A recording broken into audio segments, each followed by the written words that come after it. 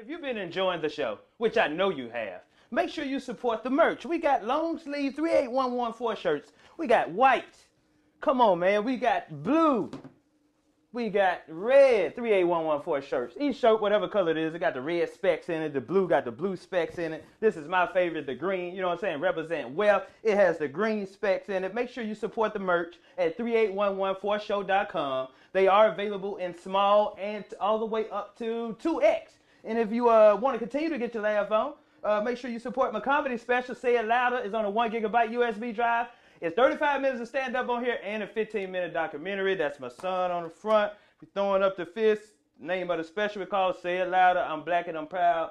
Love you, boy. Make sure you get that. I will autograph it for you. And make sure you support the Seamoss and Bladderwack Immortal Herbs. It's a tincture. Boost your immune system. AIDS and weight loss. Boost your libido. Immortal Herbs, which also means Ambrose. Oh, man, that's clever right there, man. Seamoss contains 92 of 101 minerals that your body needs. Bladderwack contains the other 9. Both algae, Seamoss and Bladderwack is an algae that comes out the ocean. It's full of magnesium, iron, you know, stuff that your body needs. So make sure you take care of yourself. These are available at comedianambrose.com. Everything else, 38114show.com. Make sure you hit that subscribe button and turn that notification on. Shows dropping every Thursday. We might drop 2. Thank you. Comedian Ambrose, I'm out. Cool, man. Another episode of the 38114 show. Comedian Ambrose, and we got another special guest in the building, man. What's up? What's happening, man? What's happening? This is a Memphis legend, ladies and gentlemen. I was waiting on that word. He's a goddamn actor, radio personality, goddamn the host with the mostest. He's always been influential and supportive in my career, man. I'm quite sure y'all already know who he is, man. Mr. Myron Mays. What's up, man? What's happening, man? What's happening? Legend. I think when we mention Memphis name, you know, Myron Mays has to come up. Well, you know what's funny, man? I tend to run from that word legend. Mm-hmm. Cause you know when I think of legends as far as radio, you know, I think about these cats like, you know, Bobby O.J., Stan Bell, mm-hmm. and you know all those cats that, you know, have been doing it longer than me and basically influenced me to get into radio, right, and everything. But hell, I done heard this word like 3 times in the past week, so I'm starting to embrace it. From my perspective, I have to say he's a legend. I'm embracing it, man. Started his radio career at 20 years old. 20. You remember that? Yes. 20. And still been in the business. Still in the business now? No, I'm out, man. I've been out for like a couple of years now. And here's what's funny, man. You know, I run into a lot of people who still think that I'm still on the radio. Mm-hmm. And I guess that's a good thing. Yeah, you know, when people, you know, when people associate you, right, you know, with what you do, you know, it's always like, you know, you're still doing it. Right. That's what you're known for. We can still hear your voice on the radio. Exactly. But yeah, man, I've been out of the game for 2 years now. Okay. And just kind of doing my thing now, and working on the second half of my career. Okay, you know what? We gonna get into that, but it's the 38114 show. That's a zip code that I stayed in majority of my life here in Memphis. Mm-hmm. So I'm just continue representing Memphis. You know what I'm saying? Like I did when I got on South NBC. Memphis, right? Orange Mound area, South Memphis. Yeah, same little area. But on this show, I like to get everybody background, let them know, you know what I'm saying, where it all started at from them. You know what I'm saying? That way, that'll give us a brief synopsis of where you at and what you're doing. Now, where it all started at from you, man? What part of Memphis you grew up in? Oh, man, it was funny. A lot of people don't know. I'm from Olive Branch.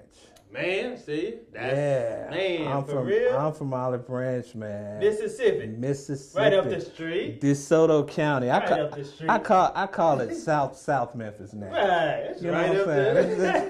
Because, I mean, it's like now, you know, when I lived in Olive Branch as a kid, it was like a lot of fields, and there wasn't nothing down there. It was like one flashing light, right? And the part where they call Fairhaven, there was a flashing light, and the Dodgers the chicken store where everybody goes. It wasn't even there at the time. No, they ain't had none of that. It wasn't even there at the time, man. So it's funny, but like now you can drive into Olive Branch and not even know that you've changed states. The whole mall, chicken spots, everything. Exactly, man. So it's grown quite a bit. But yeah, I'm originally from Olive Branch. Real? What age you moved to Memphis? I was like in second grade. We moved to South Memphis. Wow. From Olive Branch. From Olive Branch. How was that? From Olive Branch. And not only to South Memphis, we moved from Olive Branch to Castalia. Woo! Yeah, man, that's a big Castalia, change, man. So you like slash country / city then. Yeah, so I went from like little Opie from Andy Griffith to right into Castalia, man. Good times, from Mayberry to Good Times, man. But you know what? When I moved to Memphis back in, what was it, 90, 97, 90, 96, Memphis was still kind of okay then. It wasn't that bad like it is. No, it wasn't. But when you coming from Olive Branch to Castalia, right? You used to seeing rabbits and deers, and now it's a culture shock, man. To me, it was a real big change, man. So what school you end up going to? But Cromwell Elementary. Okay, and then high school. And high school, I actually the last school I attended in Memphis was Graceland Junior High. Okay.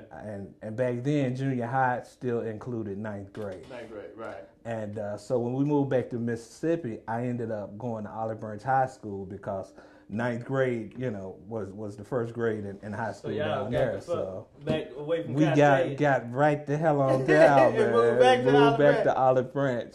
Mom and Dad still together at this time? No. As a matter of fact, they,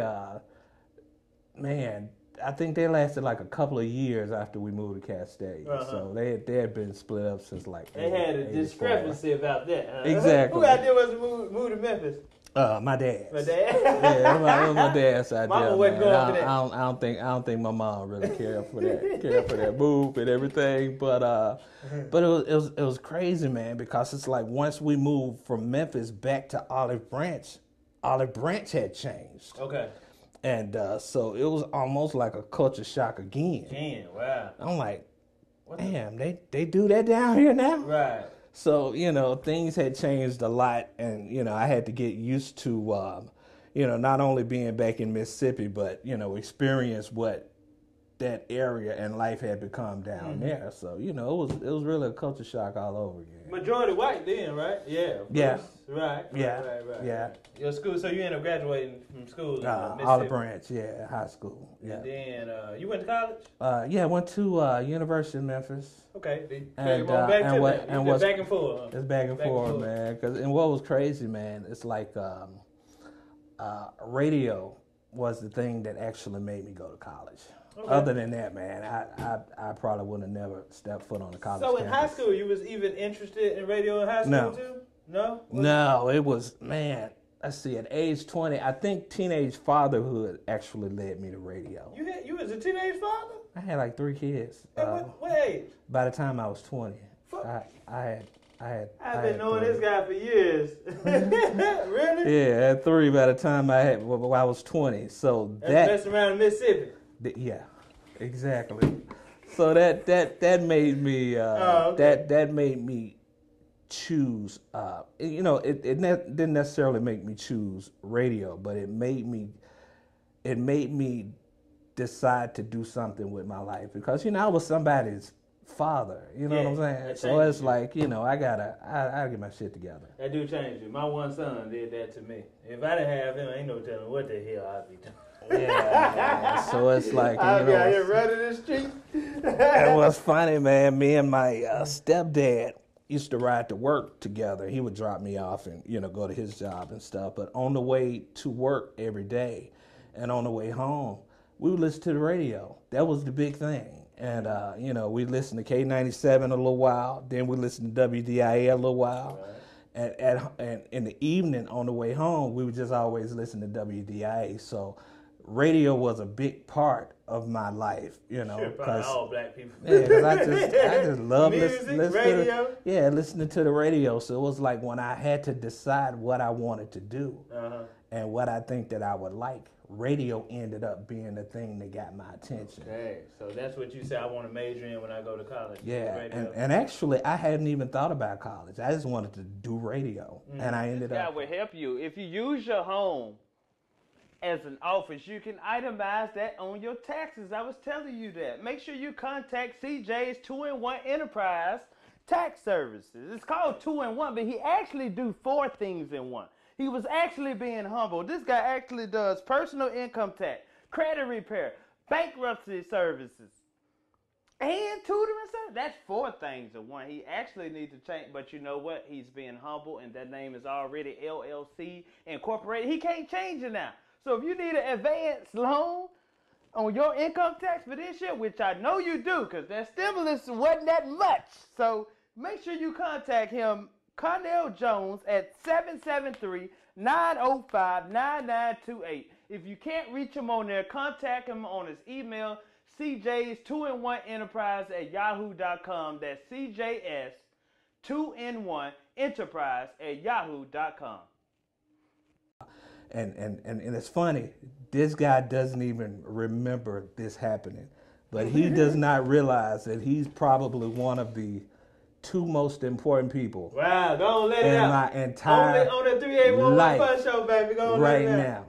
I'm gonna tell you, the guy who told me how to get into radio, and the guy who gave me my first radio job, 2 of the most important people in my entire life. Because honestly, I don't even know where I would be right now had it not been for radio. I read that you had some big influences in your... Yeah, so let me tell you who this guy was who told me how to get into radio. It was Mike Evans. Mike Evans. Mike Evans. Here I am, 20, man. This was like in 94. Shout out to Mike Evans. Cool way guy. Way back in 94, man. I was actually changing oil at Schilling Jeep Eagle. And can you imagine that, me changing oil for a living? That's what I was doing, man. And I absolutely hated it. And but you know, riding back and forth, listening to the radio, man. And when I decided what I wanted to do, I actually got on the phone and I called the radio station and I asked for Mike Evans, and he was there. And so I asked him, man. I'm like, hey, can I come down there and sit and watch? I swear you won't even know I'm there. I'll be out of the way. I just want to intern. I just want to see how a radio station works and what goes on, you know, behind the scenes. And he was like, yeah, sure. When do you want to come down? Like, tomorrow? Right. You know, I didn't want to waste no time or nothing. And he was like, okay, yeah, come down. Just meet me downstairs. I'll come down and get you at 5 o'clock. And he don't even remember this. He don't even remember it, man. Shout out to Mike Evans. Doesn't even remember. But, you know, that just shows what kind of guy he was. You know, he was. He is. Yeah, and every time I run into him, you know, even though he don't remember it, you know, I always bring it up, and I thank him because it was much more than me just getting on the radio at the time. I mean, it was a total life changer. Man, because you know how hard that is to call and get in contact with somebody on the radio? Yeah. Like, you can't even do that now. And for you gotta go through an assistant and all this. somebody to just say, hey, come on. And I ended up doing that a second time. I called him back like 2 weeks later. So you did it that one time? So I could come back again. Right. And he was like, yeah, when you want to come down?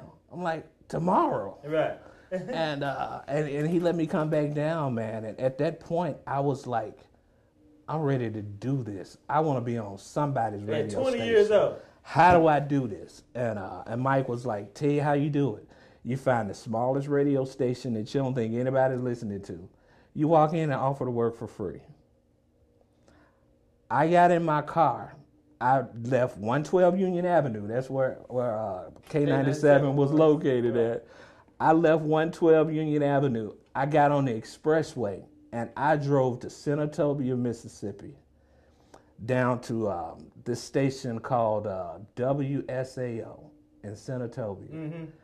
I walked in there, and I did exactly what Mike told me to do. That day? 30 minutes after he told me. How you find out about this radio station? I was always familiar with this radio station. My grandparents listened to it. It was a community station. My uncle used to sing gospel on the station and stuff. So when he said that clicked in your head. I automatically knew. I left and I drove down the expressway, man. 45 minutes. It wasn't 45 minutes later that I walked out of that station into this other station, and not only did I walk out with an opportunity to learn, I actually walked out of there with a job. Man, get and out I of had here. never been on the radio. At 20, you still 20. At 20. I mean, less than an hour after I decided this is what I wanted to do, an hour later, I'm walking out the radio station with a job. 9 hours a week, making $6 an hour in 1994. Y'all ain't never heard this story nowhere else but on the 38114 show. Legendary Myron And I'm Mays. gonna tell you, and I'm gonna give you this guy's name. Yeah, too. the second guy. The second guy, Roger Bethel. Anybody who has done radio, any black person who's done radio, know Roger Bethel. Bethel. Yeah, Bethel. Roger Bethel. Okay. And he was actually there that day, man. And at he was the Senatobia radio Senatobia station. Okay. And he was like, "I tell you what I do. I like your drive. I need somebody to work some of these hours here. Shit. And I will give you 9 hours a week. I can pay you $6 an hour. Shit, okay. I teach you everything you need to know." Man. 6 months later, man, I was working at a TV station. Let me take that back. 6 months later, I was working at 2 stations. I was doing gospel at that station during the week, and I was actually doing R&B in Holly Springs on Saturday nights. Get out of here. So my career just grew from there, man. So you left the oil changing company. Man, I did not change not one. As a matter of fact, the next time I went to that oil changing job, I was picking up my last check. For real? Yeah. Man, that's classic. So it was always just in you to do radio. Yeah. And it was just always, I guess, God's plan for that to happen for me. Because, I mean, again, I don't know. If I had not done that, if Mike had not gave me that advice, and I had not taken that trip down 55, I swear, man, I do not know where I would be right now. Man, I don't even know if I'd be alive. So a little small piece of vital information like that can take you to your next destination.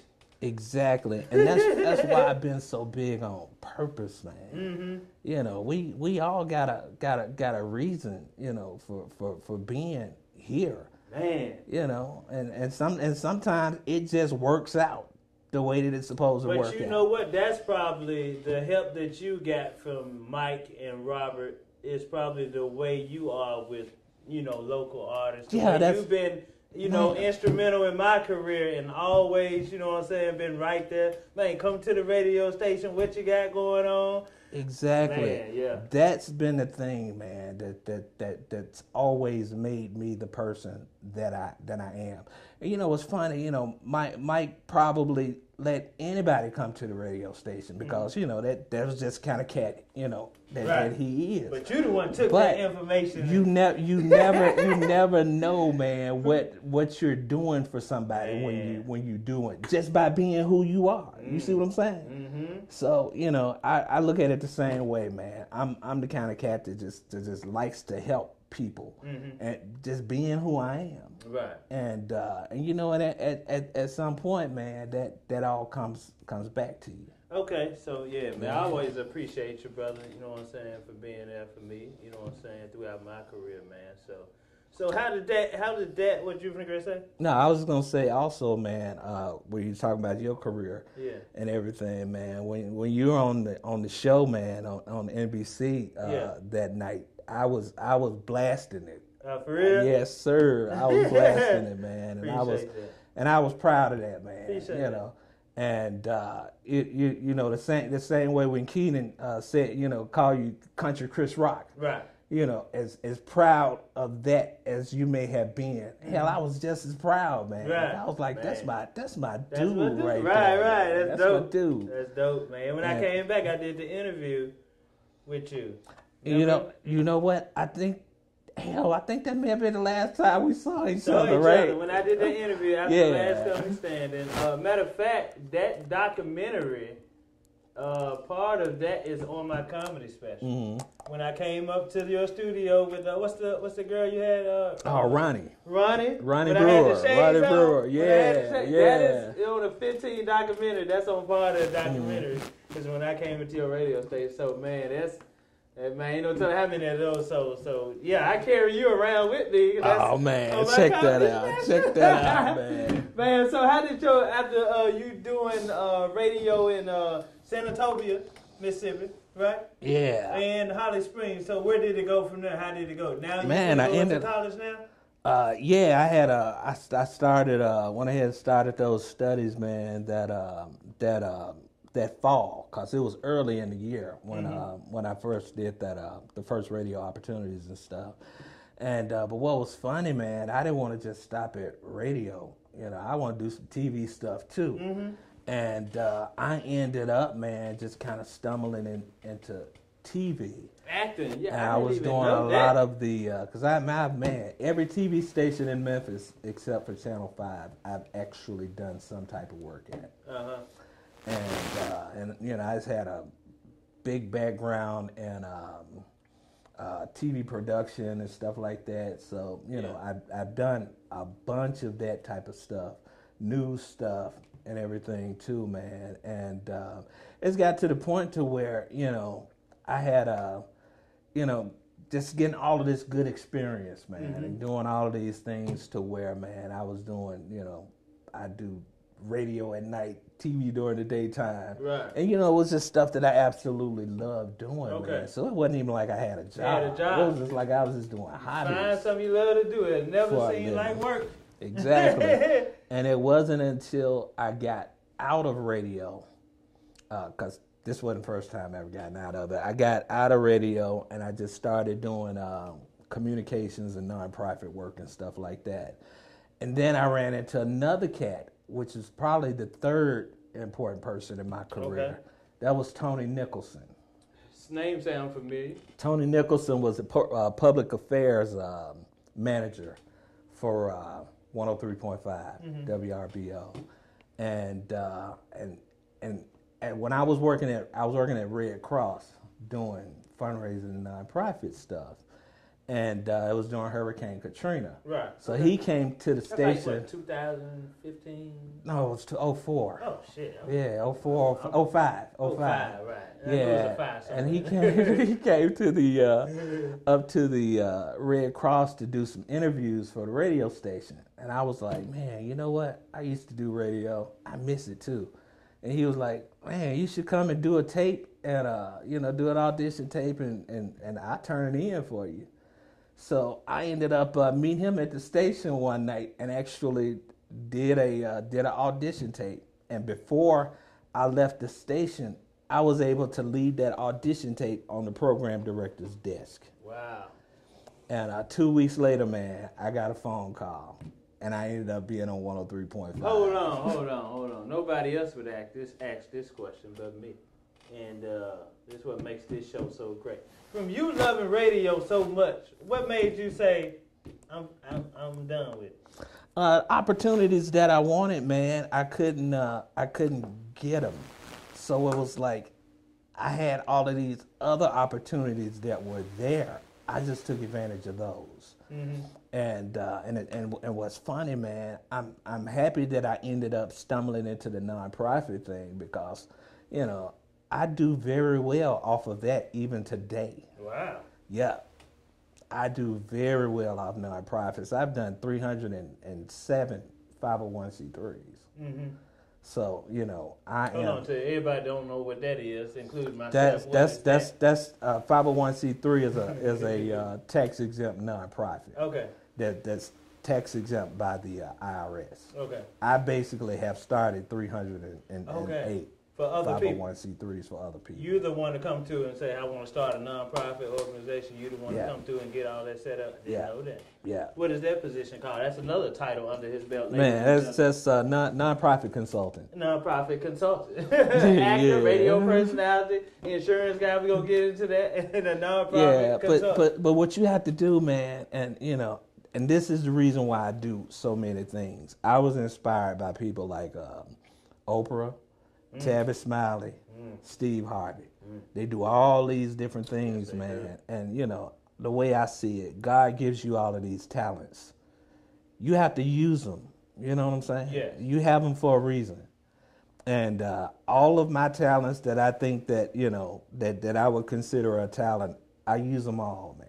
Man, okay, let's dig that. That's some good I use them all, man. Because, number one, if you don't use them, I think you'll lose them. You lose them. Right. And you were given those talents for a reason, man. So, I'm like, let me get out here and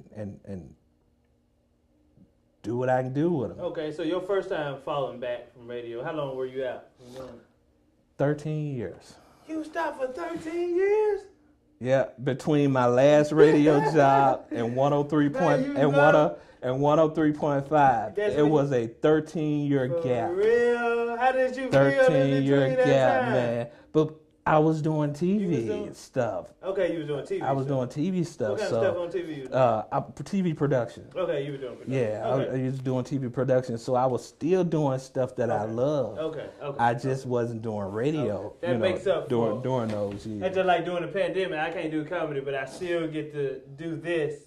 Talk exactly. to people, laugh, so that gap is being filled with something that you love doing. So you met Tony, right? Yeah, ended up 3 weeks later, man. I'm on 103.5. It was crazy. What year was this? 2005? No, this was 2007. Okay, 2007. This was 2007. But you met him in 2000. That's when you. Okay. And but what was crazy, man? I got out of radio them 13 years because I wanted an everyday radio job. Okay. And you wasn't taking nothing less. And I couldn't get that. But after I met Tony and I got on 103.5, all of a sudden, that opportunity I always wanted, I'm on the radio every day. So do you think sometimes you got to hold off of what you really want sometimes to get what you really want? Yeah. Man. No doubt, man. But and you know what? I think that pandemic forced a lot of entertainers to do that. Of course, man. Because I always felt that, and this is the reason I do so many things. You can't put all your eggs in one basket. Mm-hmm. Because ain't that pandemic showed us that? Yes. Because the thing is, even after I started, working at 103.5, a lot of people don't know. My first year there, almost to my first year anniversary at 103.5, I got let go. I got fired. Wow. Just about the blue. Yeah, we're gonna do something different. And then I just got fired. So all of a sudden, my radio career that I was kicking up that whole year, just all of a sudden came to an end. No, they just came to you one morning. I heard that's how radio get rid of you. They just come to you one morning. Yeah, they come holler at me when you get off the air. Yeah, you don't know it till you get off the air. Come holler at me when you get off the air. When you get done working for us this last day. Yeah. Yeah, we weren't going to tell you before. Because you might not work. We're going to tell you afterwards. Yeah, we're gonna tell you because you don't fire them and let them back on the air. Right. You see what I'm saying? So after that, man, it's like, now I ended up getting called back because it was Saturday morning when I got let go. No, Friday morning. I ended up getting called back on a Tuesday because they still needed me on weekends. Okay. So that's when you started going to weekends. Yeah. And but what was funny after that taught me a lesson. It taught me a serious lesson. So at that point, this thing that everybody became familiar with called What's Happening Myron was born out of that. Mm-hmm. And this was the reason I created What's Happening Myron. I was like, you know what? If I ever get dropped from radio ever again, I'm still gonna be in people's faces. You still gonna be able to look around and still see Myron, because radio is only gonna be one part of what I do at this point. When I get ready to get back out there and do what I do, I'm gonna be on the radio, I'm gonna be in newspaper, I'm gonna be in a magazine, I'm gonna be on TV, and I'm gonna be everywhere. And explain to everybody what's happening in Myron consists of. Man, what's happening in Myron was the brand. And my idea was to put the brand in as many places as I can. Okay.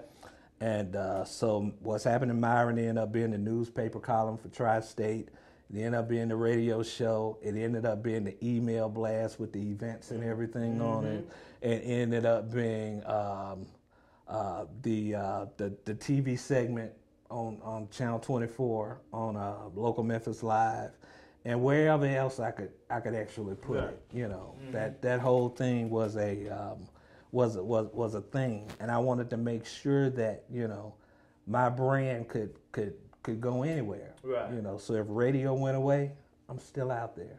I'm still hosting events. I'm still because relevant. I got control of that. Exactly. I wasn't placing me in nobody's hands. That's right. Ever again, man. And it turned out to be the thing that actually got my name out there and got me known and got me the notoriety that I actually still benefit from right now. Okay. Yeah. And I think probably my first time meeting you was probably at a comedy show you were hosting. And maybe I was on the show. You know what I mean? I think that's what it was. Probably the 5-Star Comedy Jam at the Cannon Center. Did you host that? Yeah. Eddie Griffin. Did you host hosted Eddie Griffin show. I sure did. That's my first. Hey, I don't smoke weed a lot. Sure did. I smoke every now and then, but I still got my memory. Show was 2000. This is Leonard James put this show together. He's a big promoter. He's still around to this day. Yeah. And he put me on that show with Eddie Griffin. That was my biggest show, man. And that's where I mean, you were hosting. I came up. Yeah, that was the first time I had ever cussed on stage, too. For real, that day? Yeah. Man, that was classic, bro, because at the time, I was doing like, performing around town, a little coffee shop, a little open mic. But I had my Saturday night at Memphis Nights that I did once a week, or once a month at Memphis Nights. I was hosting a show I did every Saturday there. And so when I did the show, everybody came. I did good, too. That's my first big show, bro. The Cannon Center with Eddie Griffin, that's my first big show, man. I did good. But and now that you mention that was actually my first big hosting gig. It was my first big hosting gig, man. It was Leonard. That was Leonard put both of us. Yeah, that was my first big one, man. That's why even all these years later, man, whenever my phone rings and I look down and it's Leonard James, I always answer the phone whenever Leonard calls me. Every time. Man, that's classic, bro. Yeah. I did not know that. Sure was, After man. I did that sure show, was. Yeah, everybody was coming up to me talking, man, I see you at Memphis Night, man. I was feeling good. I thought I was gone from that vibe. I thought I was, I was like, I just ripped everybody know where I'm gone. I'm like, I'm finna do nothing but big show. Man, shit, I was right back at the goddamn coffee shops and open mics right after that. Well, man, and I didn't touch a big crowd like that for a long time. Yeah, but that experience though, man, was priceless. What? I don't even think, did I get paid for that? I think I was just so young. I think I just came and did for exposure. It's like, as a matter of fact, I think I didn't even find out that. I think it was the date of that show. You found out that I found out that I was going to be hosting it. Oh, that's when we first. That's nice. Only on the damn 38114 show. I got to call Leonard after this. He'd be like, man, you put me and Myron on our first big gig. Yeah, as a matter of fact, Leonard texts me Happy New Year, and he texts me a picture from my wedding. And I forgot that he had actually came to my my wedding and my reception and everything. So he had sent me a picture, and then I'm like, oh man, I forgot he showed up at that fiasco. But okay. And how long were you married, man? It wasn't long. Cause last time when I did the interview, you were married. No, the second interview we were at across from Stacks Museum. Yeah. You had your kid up there and everything. Were you still married then? I think I may have been still married. Okay, you still married. Yeah, it was like a couple of years. Yeah, you stayed married for a couple of years. Yeah. Okay. Yeah, just long enough, I guess, for the ink to dry on the paperwork. But you know that type of thing happens, man. Hey, you live, you learn, you keep on moving. Would you do it again? Yeah. Well, I respect y'all guys to go. Let me tell you this here. Let me tell you this here. I ain't scared. I'd do it again, but I think I'm gonna be about 75.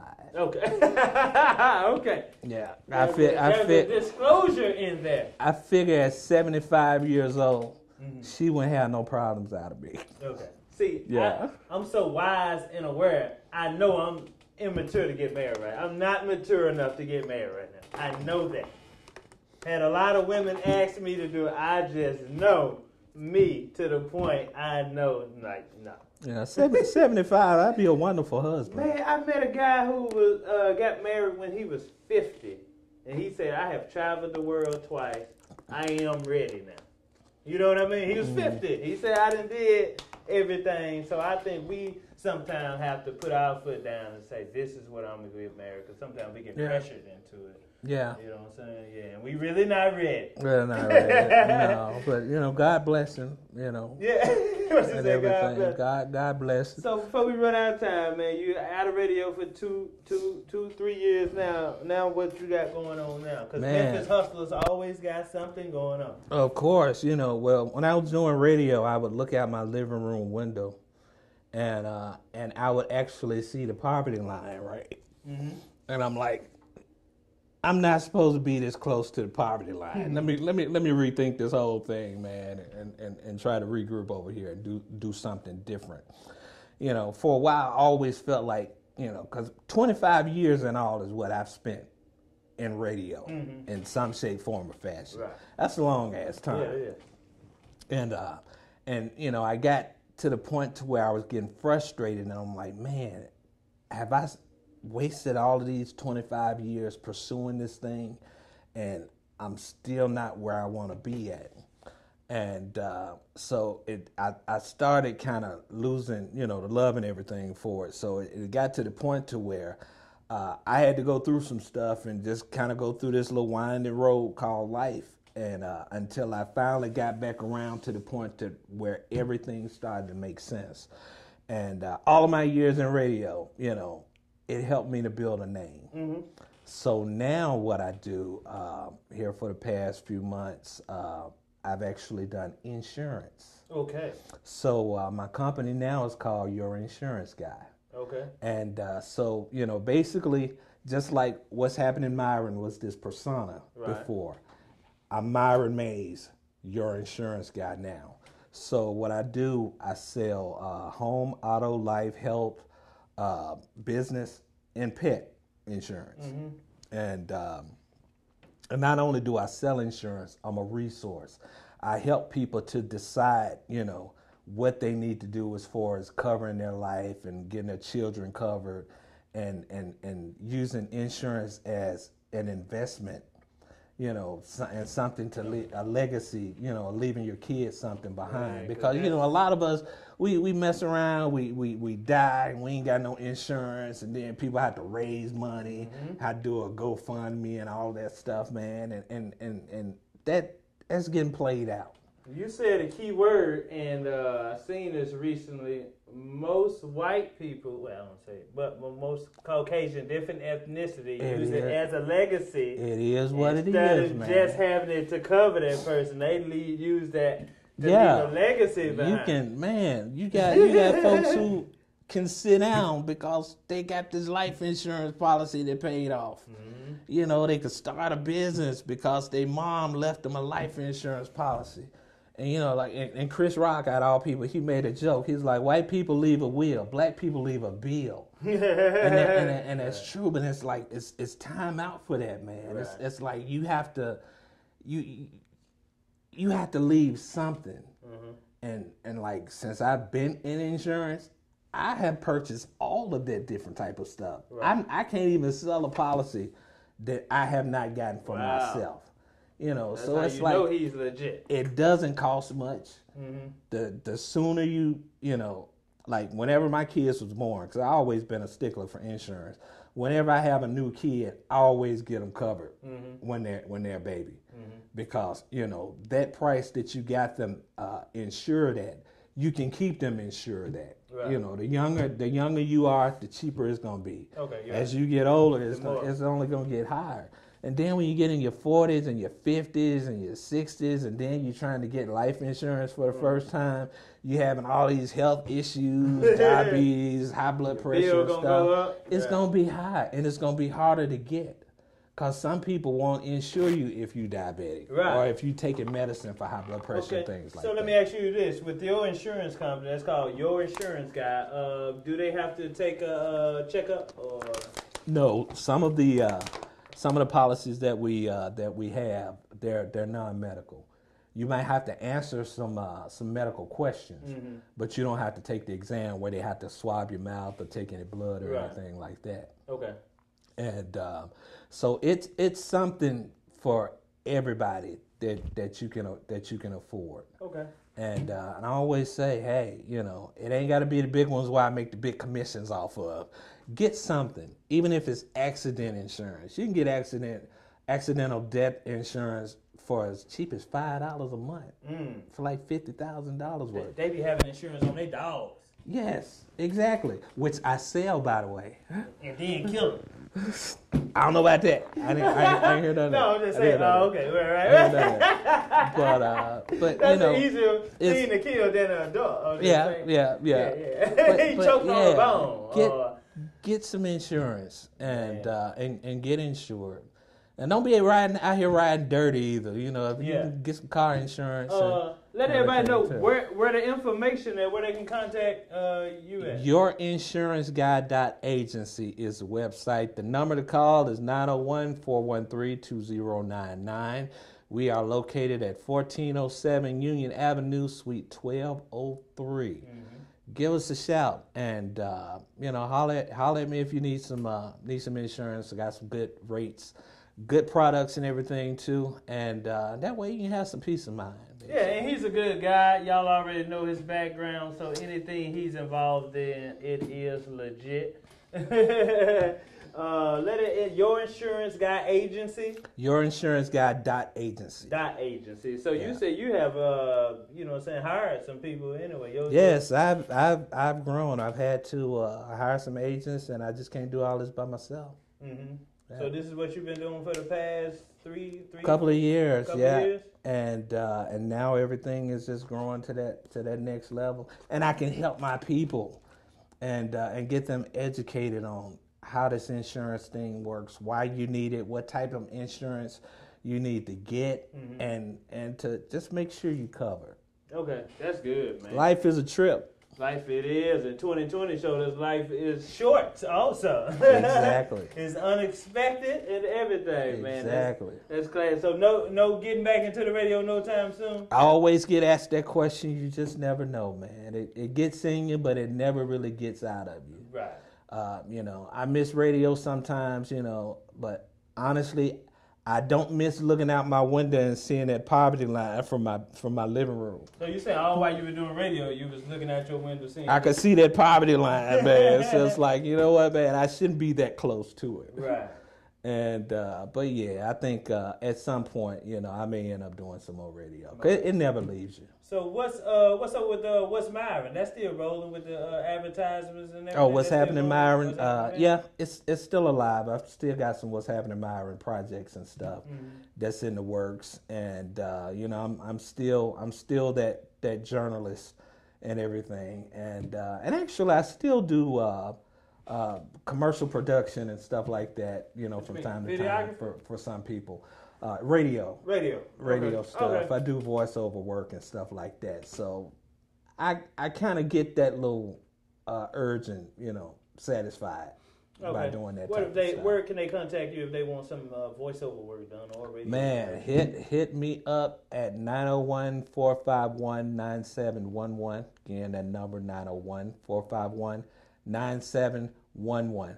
That's for the commercial production and voiceover work. And what's your social media? Info?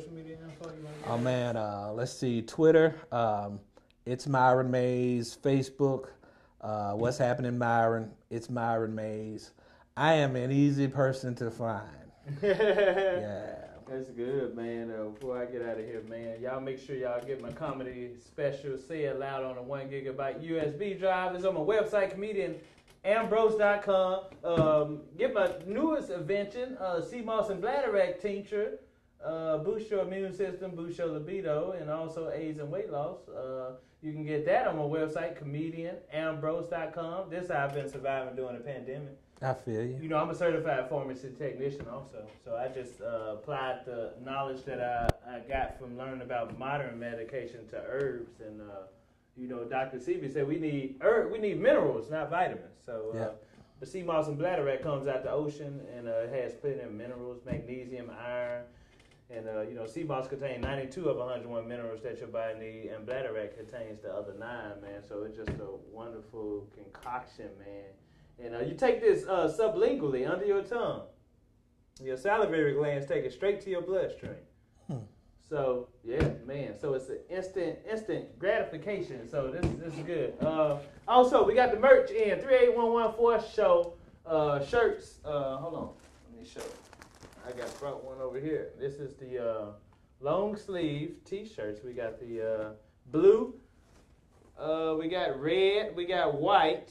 And we got green. Y'all can find those on 38114show.com. Myron Mays, brother.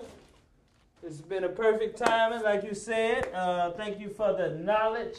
Man, thank you for the invitation, bro. Man, no problem. Thank y'all for tuning in. This is the 38114 show. Man, appreciate that, brother.